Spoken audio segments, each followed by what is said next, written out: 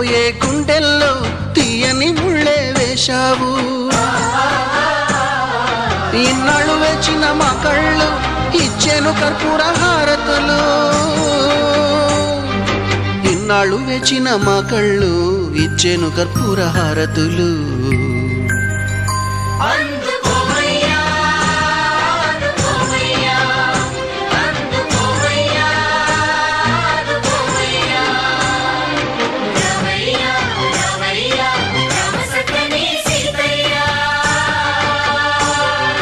రావయ్యా రావయ్యా రామ సక్కని సీతయ్య.